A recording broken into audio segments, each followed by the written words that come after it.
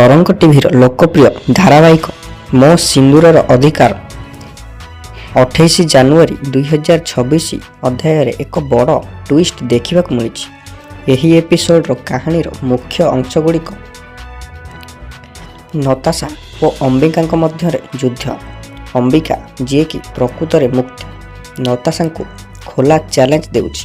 ନତାଶାଙ୍କୁ ଘରୁ ବାହାର କରିବା ପାଇଁ ଅମ୍ବିକା ଏକ ବଡ଼ ଯୋଜନା ପ୍ରସ୍ତୁତ କରିଛନ୍ତି। ଆଦିଙ୍କ ସନ୍ଦେହ। ଆଦି ଅମ୍ବିକାଙ୍କ ବ୍ୟବହାରକୁ ଦେଖି ତାଙ୍କ ଉପରେ ସନ୍ଦେହ କରୁଛନ୍ତି। ତାଙ୍କୁ ଲାଗୁଛି ଯେ ଅମ୍ବିକାଙ୍କ ପଛରେ କିଛି ରହସ୍ୟ ଲୁଚି ରହିଛି, କିନ୍ତୁ ଅମ୍ବିକା ଏହାକୁ ସ୍ୱୀକାର କରୁନାହାନ୍ତି।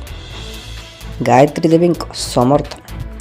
ଗାୟତ୍ରୀ ଦେବୀ ଅମ୍ବିକାଙ୍କୁ ସମ୍ପୂର୍ଣ୍ଣ ସମର୍ଥନ କରୁଛନ୍ତି ଏବଂ ତାଙ୍କୁ ନିଜର ପ୍ରତିଶୋଧ ନେବା ପାଇଁ ଅଧିକ ଶକ୍ତିଶାଳୀ ହେବାକୁ ପରାମର୍ଶ ଦେଉଛନ୍ତି।